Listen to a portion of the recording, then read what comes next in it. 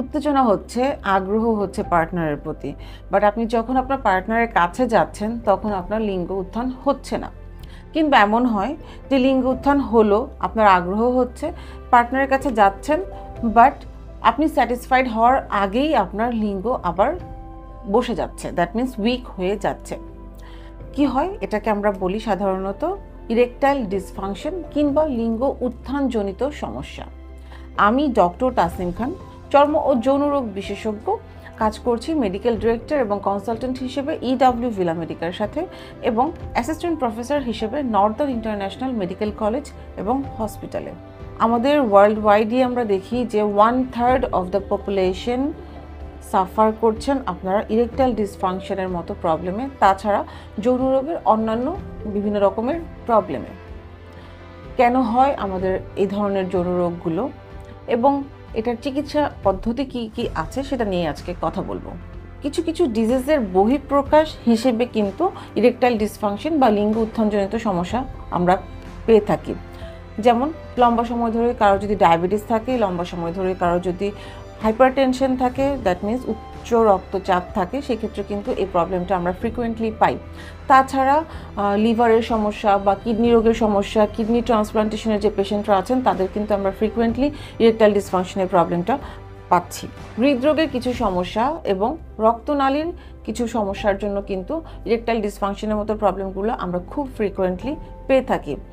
Like atherosclerosis যে প্রবলেমটা blood ভেসেলের মধ্যে হয়, যার কারণে রক্ত সঞ্চালনে বিভিন্ন ধরনের বাধার সম্মুখীন হয়, সেক্ষেত্রে কিন্তু ইরেকটাইল ডিসফাংশন খুব কমন একটা প্রবলেম।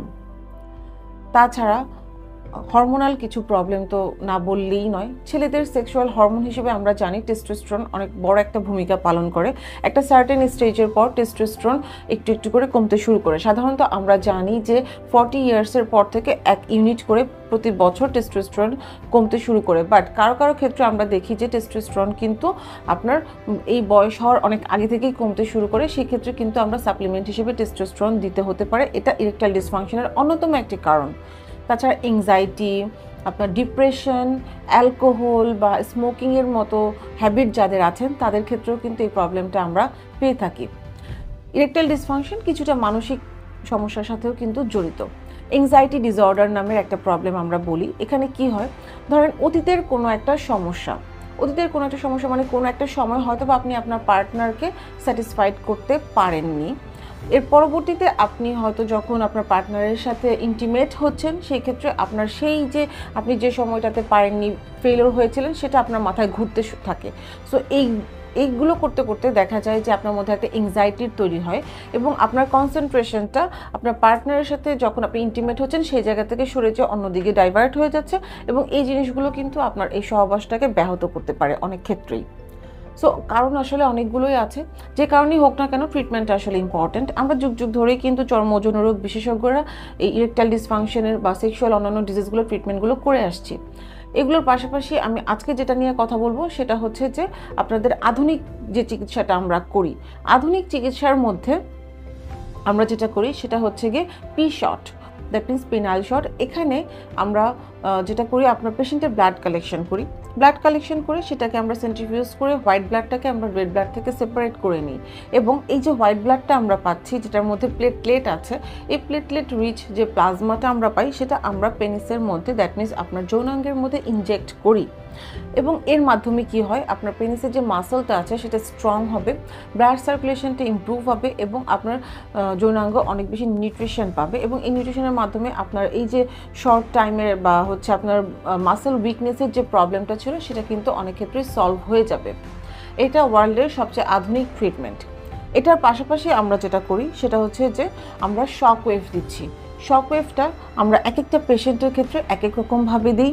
কারো ক্ষেত্রে আমরা সপ্তাহে 2টা, কারো ক্ষেত্রে সপ্তাহে 1টা, এরকম করে 8 থেকে 10টা বা 12টা সেশনসের প্রয়োজন হয়। শকওয়েভের মাধ্যমে কি হয়, শকওয়েভ মাধ্যমে আপনার যৌনাঙ্গের ব্লাড সার্কুলেশনটা ইমপ্রুভ হবে, কোনো ধরনের ব্লক থাকলে সেটা ক্লিন হয়ে যাবে, এবং এর পাশাপাশি কিছু নিউট্রিশনাল সাপ্লিমেন্ট তো অবশ্যই দিতে হয়, কারণ আপনার নিউট্রিশনাল সাপ্লিমেন্টের অভাবে আপনার মাসলটা কিন্তু অনেক ক্ষেত্রে উইক হয়ে যাবে, এবং আপনার বডিতে নিউট্রিশন স্ট্রেংথের জন্য, এনার্জির জন্য অবশ্যই আপনাকে খুব ভালো খাবার খেতে হবে।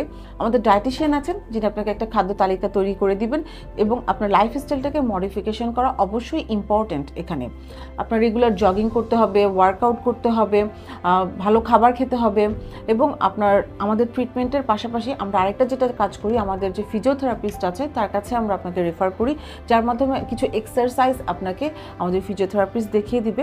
সো কম্বাইন্ড একটা অ্যাপ্রোচ, যেটা হচ্ছে যে আমাদের কিছু ওরাল মেডিসিন, কিছু medicinal supplement, pre-shot, shockwave therapy, এবং আপনার খাদ্য তালিকা তৈরি করে আপনার নিউট্রিশন লেভেলটাকে ঠিক করা, এবং কিছু এক্সারসাইজ যেটা হচ্ছে স্পেশালি আপনার যৌনাঙ্গের জন্য আমরা আপনাকে শিখিয়ে দিব, এবং সেটা করার মাধ্যমে এবং কমপ্লিট একটা প্যাকেজের মাধ্যমে আপনার এই ধরনের সেক্সুয়াল যে কোনো ধরনের প্রবলেম কিন্তু সলভ করা সম্ভব।